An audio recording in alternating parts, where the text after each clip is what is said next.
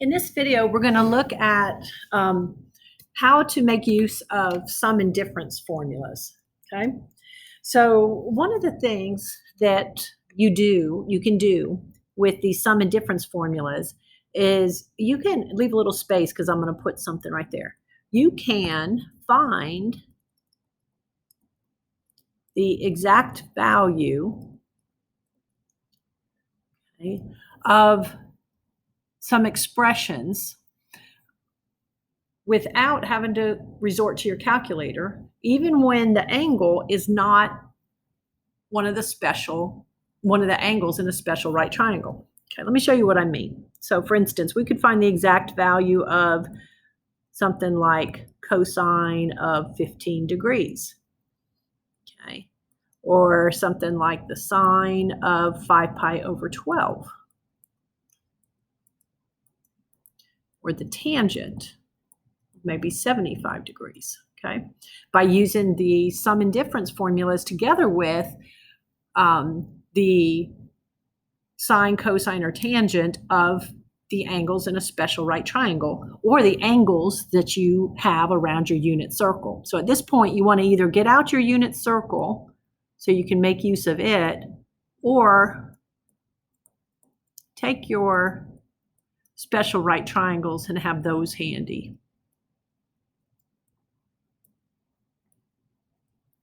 That doesn't look good. Let me shorten that just a tad. Okay. Okay. So if you have a 45, 90 degree triangle, you know that you're going to have 1 square root of 2 as the ratios of the sides. 30, 60, 90, it's 1, 2 square root of 3. Okay, so I like to use that, but you could also go grab your unit circle because it also gives you the sine, enables you to find the sine, cosine, and tangent for all the angles that are related to those special right triangles. So grab the unit circle if you want as well. All right, so if I wanted to find the exact value of cosine of 15 degrees, let's do that. First, I have to think about how to rewrite 15 using 30, 60, and or 90, okay? I mean 30, 60, 90, or 45. So I'm thinking about it and I'm realizing I could do a couple things. I could do 60 minus 45, or I could do 45 minus 30, and either one of those would work.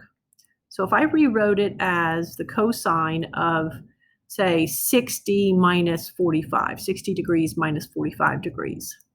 Well, then I have the difference, cosine of the difference of two angles. So I would go to the identity that deals with that, and then I would just plug into the formula. So the formula says that you would do the cosine of 60 times the cosine of 45, okay, and then plus the sine of 60 times the sine of 45. And when you're using the formulas, there's a lot of similarity. You don't have to memorize them, but you got to be careful not to get them wrong. So watch where the angles are located and whether sine is first or cosine, and then also whether you have pluses or minuses there at the end, okay? All right, so now what we're going to do is just consider either the unit circle or the special right triangles. So for the cosine of 60, adjacent over hypotenuse. Cosine of 45, I'm going to go ahead and use the rationalized form of it. Square root of 2 over 2. Sine of 60, that would be square root of 3 over 2. Sine of 45 would be square root of 2 over 2. Okay. And so then we just have to work on simplifying that. So this would be square root of 2 over 4 plus square root of 3 times square root of 2 would be square root of 6 over 4. And then you have common denominators, so you can write that as square root of 2 plus the square root of 6 over 4. That would be the exact answer. And then, of course, if you typed it into your calculator, you could get a decimal approximation for that. So be sure you understand how to show me that. I don't want you just plug in cosine of 15 into your calculator. All right, now with this one, they gave us a little bit of a hint. When I didn't write it up there, but in the homework, A lot of times they'll do that because they know it's a little harder to see how to break up the radian measures. But it turns out that you could rewrite the sine of 5 pi over 12 as the sine of pi over 6 plus pi over 4. See, the pi over, that would be 2 pi over 12 plus 3 pi over 12, and that's where the 5 pi over 12 would come from. So now you're going to go to the identity for the sum. So that's on the left side over here. The sum of the sine of the sum of two angles. So make sure you're looking at the correct formula, and then you go and you plug it in. So that would be sine of pi over 6 cosine pi over 4, and then cosine pi over 6 sine pi over 4. Just double check that you're plugging the correct angle into the right spot. So this is your theta and this is your beta. Okay. All right. So when we do that, we then might be looking at the unit circle and be just fine because it'll sometimes show you both degree and radian, or you can do a quick check on what that is. That's really 30 degrees and that's really 45 degrees. Okay, so either use your unit circle or you can think about that in degrees and then go to the special right triangles. Okay, so the sine of 30 degrees, that's a half. Cosine of 45 is square root of 2 over 2. And then we come over here, the cosine of 30 degrees, that's square root of 3 over 2. And let me go back up so you can see that one more time because I'm thinking about this. Cosine of 30 degrees is square root of 3 over 2. And then the sine of pi over 4 is square root of 2 over 2. All right, and so you get things that are similar. This turned out to be square root of 2 over 4 plus square root of 6 over 4, not just similar, but basically exactly what we had before. Okay, and so we wound up with square root of 2 plus square root of 6 over 4 again. All right, now this angle right here was 75 degrees, really. This was really 75 degrees. Okay, and this angle was 15. So there's a reason why we got the same exact thing.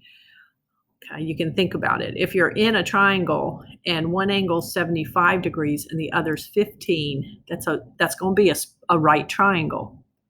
And so if you think about it and you just think about your A, your B, and your C, if you considered the cosine of 15, that would be A over C. Okay, cosine of 15 would be A over C. And then if I did the sine of 75, I'm now changing the angle, but I'm looking at the side opposite. Do you see how I would get the same thing? Okay. So when weird results like that happen, it's fun sometimes just to reflect on why that might be. All right, the last one I wanted to do was the tangent of 75. Now, you know, if they ask you to do this, that there must be a way to split up the angle using 30, 60, 45, or some combination of those. Okay, so if you're ever not sure what to do, you know it's got to be possible and you just think it through. This one's not so bad. You know, it's pretty clear that you could use 30 and 45. Okay, but now the formula for this is a little different. So let me go ahead and just jot down the formula that involves the tangent of alpha plus beta. All right, so you can look back up or pull the formula sheet that I attached and think about this. So we have the tangent of theta plus the tangent of beta on top divided by 1 minus the product of those two. Okay. All right, so I know that this is going to equal the tangent of 30 plus the tangent of 45, all divided by 1 minus the product of those two. Okay. All right, so you can go back up to those triangles for a moment to think about the tangent of 30. So if I'm here at 30 degrees, tangent is opposite over adjacent. So it'd be 1 over the square root of 3. Okay, so the tangent of 30 would be 1 over the square root of 3. Actually, let's go ahead and rationalize that. That's square root of 3 over 3, isn't it? Okay. And then for the tangent of 45, 45 is at that halfway point. The sine and the cosine are both square root of 2 over 2, so that's just going to be 1. And so down here we have square root of 3 over 3 times 1. Okay. So this one, sometimes the simplifying, people get a little more bogged down on the simplifying of that more than anything else, because you'll get these complex fractions a lot of times. So let me just get you to think about this. So on top we have that, on the bottom we have this. And what I need is not to have the little fractions inside the bigger ones. So I like to simplify complex fractions without having to get the two terms combined into one. You can also do it by looking at all the denominators and thinking what you could multiply by that would knock out that denominator. Just remember, it gets distributed to both terms on the top and bottom. Okay, so see how that would become just square root of 3, because the denominator would cancel, plus 3.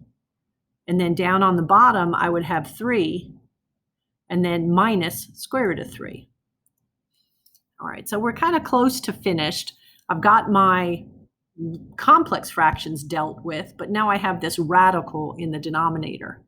And so when you have radicals in denominators, this was a skill from Math 100, you need to rationalize the denominator. So you need to multiply by 3 plus square root of 3, not because that's what's in the numerator, but because I need to rationalize the denominator. And so then you've got to FOIL this out. So you'll have 3 square root of 3. Okay, then square root of, I'll go ahead and write it. Then square root of 9, then 9 plus 3 square root of 3. Okay, on top. On the bottom, I'll have 9 plus 3 square root of 3 minus 3 square root of 3 minus square root of 9. So as we work through and simplify that little part right there, do you notice how these two are like terms? Okay, and then this will simplify to be 3. So I'm going to have a 6 with the square root of 3. There's 3 square root of 3's, and then 3 more square root of 3's is 6 square root of 3's, and then 9 is really 3. So 3 plus 9 would be 12. All right, in the denominator, these cancel out because they're opposites of one another.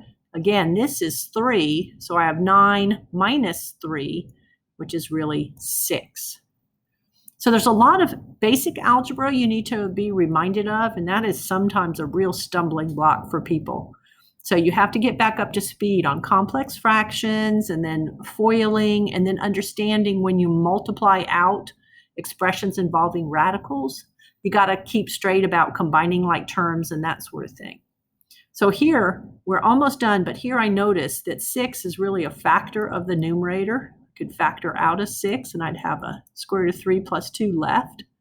So I can knock out those 6's right there, since this is multiplication. And my final answer would be square root of 3 plus 2. Okay, so that's the exact value for the tangent of 75 degrees. All right, and some people, I usually just go from here to here because I just do this. But that 6 would have to be divided into both terms. But that's okay to do if you don't want to write that spot. All right, so that's one thing you can do with the sum and difference formulas. So you can find the exact value of the sine, cosine, or tangent of an angle that's maybe not one of the special angles, but you can rewrite the angle using some combination of 30, 60, 45, or even 90, okay? All right, so let me stop that.